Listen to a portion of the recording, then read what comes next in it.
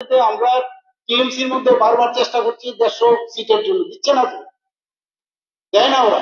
NMC একটা এমন একটা সংস্থা যেখানে যতক্ষণ ধরে ওরা স্যাটিসফাইড না হবে ততক্ষণ ধরে ওরা দেবে না। না না সেটা বড় কথা, তারপর আমি বলবো আমি তো তাহলে ভালো, এটা তো ভালো। আর যেখানে তার যদি কোন রকম তার সমস্যা থাকে সেটা দেখবে, যখন দেখবে ওটা আমরা আমরা কেন এই বিষয়ে আমরা যাবো। একটা লোক এখানে এসে, আমি কারো ফেভারে বলছি না, ও যেহেতু ইনভেস্ট করছে এবং আমাদের কাছে চাইছে, তাহলে আমাদের যদি ওইদিকে নজরদারি থাকে তাহলে অসুবিধাটা কি আছে?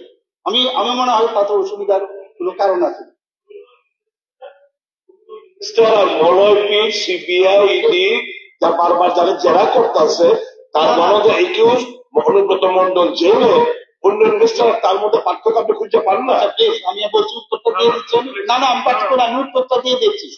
এরকম বহু জায়গার মধ্যে আপনি নিয়ে আসুন, সিবিআই থেকে রিপোর্ট নিয়ে আসুন, ওকে যদি করে থাকে, আমি বলছি যদি ওকে একিউজ করে থাকে তাহলে আমরা আদারওয়াইজ চিন্তা করবো। আমি বলে দিচ্ছি এখানে আজকে হাউসে, যদি এই ধরনের জিনিস আপনারা এখানে প্লেস করতে পারেন, না না পত্রপত্রিকা বাদ দিন, না আমি জানি, না না আপনি পত্রপত্রিকা বাদ দিন, আপনি যদি সে সম্পর্কে ওর অভিযুক্ত হয়ে শাস্তি হতে হবে, অনেকের এগেইনস্টে অনেকের কেস থাকতে পারে, আমাদের কোনো সমস্যা নেই, এগুলো আমাদের সমস্যা নেই, কারোর ফেভারে বলার কোনো প্রয়োজন নেই।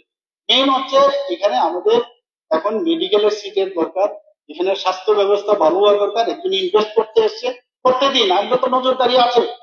যদি জিনের যেভাবে এখানে কাজ করে গেছে, তারপরে গভর্নমেন্ট সেটাকে টেক ওভার করে এখন সোসাইটি চালাচ্ছে, আমাদের অসুবিধা নেই, আমাদের এক্সপিরিয়েন্স আছে, আমরা কারোর ফেভারিজমের কোনো স্থান নেই।